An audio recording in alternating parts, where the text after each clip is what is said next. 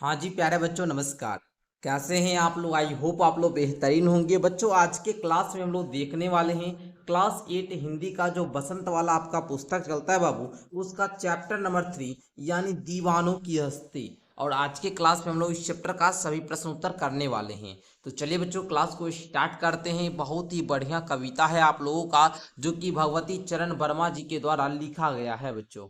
चलिए तो बच्चों, हम लोग क्या करते हैं, प्रश्न उत्तर को शुरू करते हैं। चलिए बच्चों, देखिएगा आप लोग, यहाँ पर कविता से क्वेश्चन लिया गया है, गौर कीजिएगा। क्वेश्चन आप लोगों का 3 क्वेश्चन है इसमें। कहता है फर्स्ट क्वेश्चन, कवि ने अपने आने को उल्लास और जाने को आंसू बनकर बह जाना क्यों कहा है? मतलब आने के वक्त वो बोले हैं कि उल्लास में है, ठीक है, और जाने के लिए बोले हैं आंसू बहकर बह जाना। ऐसा बात वो क्यों कहें? तो बच्चों आप लोग उत्तर में लिखिएगा कि जब आते हैं ना, तो उनकी जीवन में जब क्या खुशी आती है, आनंद आती है, मस्ती आती है। यानी कि बच्चों, कवि का जो मानना है बाबू, वो क्या है जी, कि उसका जीवन आनंद और मस्ती से भरा हुआ है, इसलिए उसका आना यानी खुशियां का आना उल्लास लाता है, उत्साहित होते हैं, ठीक है। खुशी आता है बाबू, जब खुशी आएगी तो भाई उल्लास आएगा। लेकिन जब वह चला जाता है, जब हमारा दुख का समय आ जाता है, खुशी चला जाता है बाबू, लोगों को दुख होता है और वे आंसू बहाते हैं। इसीलिए उसने अपने आने को उल्लास और जाने को आंसू कहा है। आई होप कि प्यारे बच्चों आप लोग समझे हुए होंगे क्या बोला गया, कि कभी जो है ना, मतलब आने को उल्लास बताए। क्यों भाई? अगर मान लीजिए आप ही के जीव घर में क्या होता है, किसी को जॉब लग जाता है, नौकरी मिल जाता है, तो वो खुशी होता है और उसको उल्लास बोलते हैं। लेकिन मान लीजिए अब कोई क्या हो गए, चले गए दुनिया से में, अब नहीं रहे, तो वो क्या हुआ बाबू, उनके लिए आंसू बहाना पड़ता है ना बाबू, आंसू बनकर बह जाता है। मतलब क्यों भाई, दुख होता है ना। तो खुशी का आना क्या हुआ बाबू, उसका आना क्या होता है, खुशियां लाता है, और वो चला जाना बाबू आंसू बहाते। तो इस प्रकार आप लोग समझ सकते हैं प्यारे बच्चों, है ना। बहुत आसान है उत्तर, आप लोग स्वयं से भी लिख सकते हैं, या आप लोग सिंपल वे में ऐसे भी समझ सकते हैं कि किसी घर में अगर किसी बच्चा का जन्म होता है तो खुशियां मनाया जाता है, और कोई लोग चले जाते छोड़ के तो भाई दुख होता है और आंसू बहाते हैं। इसलिए अपने आने को उल्लास और जाने को आंसू कहें, ठीक है। आई होप कि प्यारे बच्चों आप लोग समझे हुए होंगे। इतना अच्छा अच्छा एग्जाम्पल देकर मैंने आपको समझाया। दूसरा क्वेश्चन है बाबू, कि भिखमंगों की दुनिया में बेरोक प्यार लुटाने वाले कवि ऐसा क्यों कहता है कि वह अपने हृदय पर असफलता का एक निशान भार की तरह लेकर जा रहा है? क्या वह निराश है या प्रसन्न है? इसको आपको बताना है। बच्चों आप लोग उत्तर में लिखिएगा कि कवि जो हैं वो जीवन को स्वतंत्र और मस्ती से जीते हैं, ठीक है। ये नहीं भाई कि जीवन में बहुत सारे लोगों को देखिएगा कि भाई जीवन में खुशी नहीं रहेंगे, उसको बहुत सारे ऐसे भी बच्चे होते हैं जो हमेशा मुस्कुराते नहीं रहते हैं,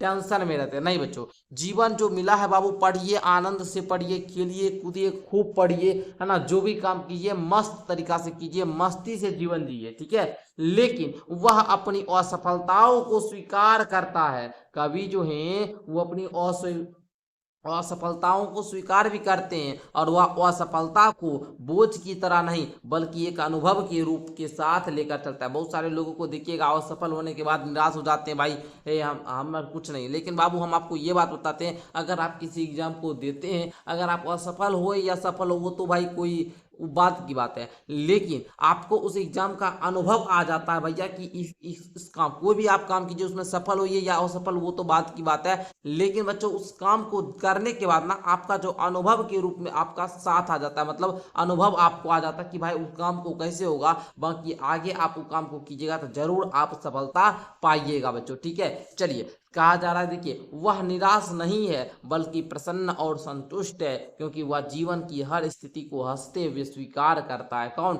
चाहे हार हो या जीत हो, उसे स्वीकार कीजिए, ठीक है। चलिए बच्चों, आप लोग समझ गए ना। आप लोग को अब पता भी होगा, एक मोटिवेशनल लाइन भी है कि राह कोई भी कठिन नहीं, ठीक है, लक्ष्य कोई बड़ा नहीं, ठीक है, मुसीबतों से जो अड़ा नहीं, हारा वही जो लड़ा नहीं। आप एक बार किसी एग्जाम में असफल हो गए ना, ऐसा मत कीजिए कि उस एग्जाम को दोबारा फिर मत नहीं दीजिए। एक बार कोई काम में असफल हो गए, ऐसा नहीं है कि सर हम उसको दोबारा नहीं करेंगे, नहीं बाबू, आप उस काम को कीजिए, जरूर आगे आपका जीत होगा। बट हार मतलब ये नहीं कि हम अगली बार नहीं करेंगे, अगर अगली बार नहीं किए तब आप रियल हार जाएंगे बच्चों, ठीक है।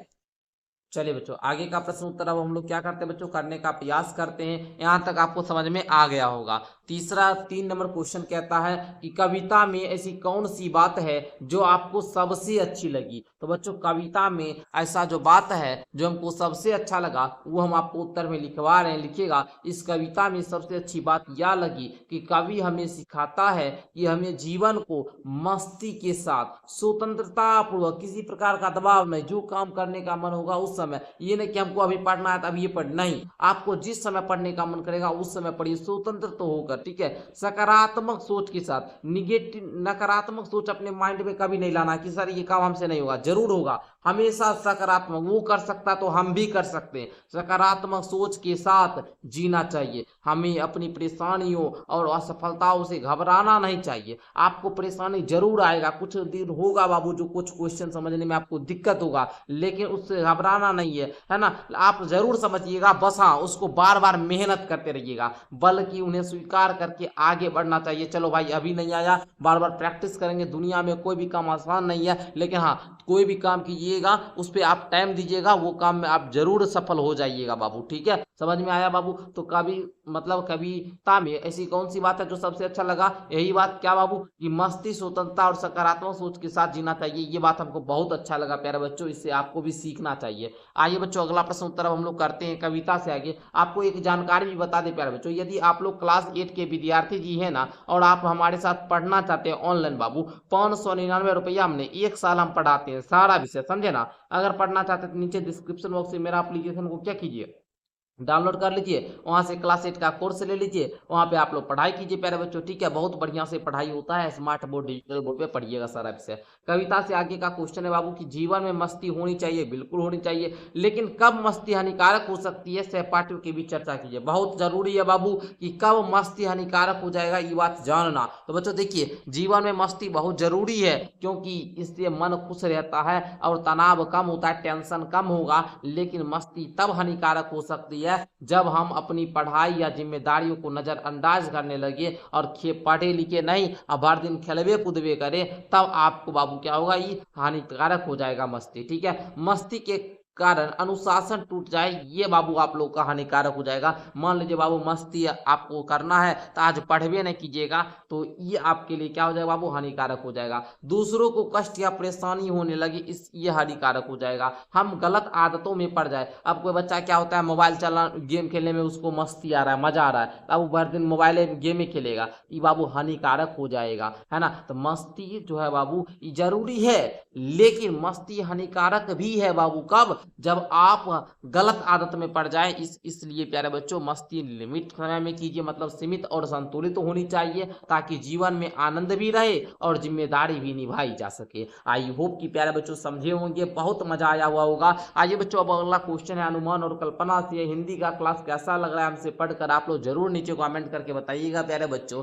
देखिए बाबू कहता है, एक पंक्ति में कवि ने यह कहकर अपने अस्तित्व को नकारा है कि हम दीवानों की क्या हस्ती है, आज यहाँ कल वहां चलिए। दूसरी पंक्ति में उसने यह कहकर अपने अस्तित्व को महत्व दिया है बाबू। यहाँ पर आपको हस्ती का मतलब होता है बाबू अस्तित्व। ठीक है, तो मस्ती का आलम साथ चला, हम धूल उड़ाते जहां चले, या फाका मस्ती का उदाहरण है। अभाव में भी खुश रहना फाका मस्ती कही जाती है। कविता में इस प्रकार की अन्य पंक्ति भी आपको ध्यानपूर्वक पढ़ना है, लिखना है। आइए ना हम कुछ बताते हैं आप लोगों को। बोलिएगा, कवि एक जगह कहते हैं ये हम दीवानों की क्या, यानी वह अपने अस्तित्व को छोटा और तुच्छ बताता है, लेकिन दूसरी जगह कहते हैं मस्ती का आलम साथ चला, यानी वह अपने जीवन और व्यक्तित्व को महत्व देता है। यह वास्तव में विरोधाभास नहीं है, बल्कि कवि फक्कर और मस्त जीवन शैली को दर्शाता है। वह दुनिया की नजर में अपने अस्तित्व को छोटा मानता है, लेकिन अपने अंदर की खुशी स्वतंत्रता को बहुत बड़ा मानता है। समझे, यह संदेश मिला कि बाहरी दिखावे से ज्यादा आंतरिक खुशी महत्वपूर्ण होती है। आई होप कि प्यारे बच्चों मजा आया हुआ होगा, समझ में तो आया ही होगा। आइए बच्चों अगला प्रश्न है आप लोगों का भाषा की बात में। कहता है, संतुष्टि के लिए कवि ने छक्कर, जी भरकर, खुलकर जैसे शब्दों का प्रयोग किया है। इसी भाव को व्यक्त करने वाले कुछ शब्द को सोचकर, जैसे हंसकर हुआ, गाकर हुआ,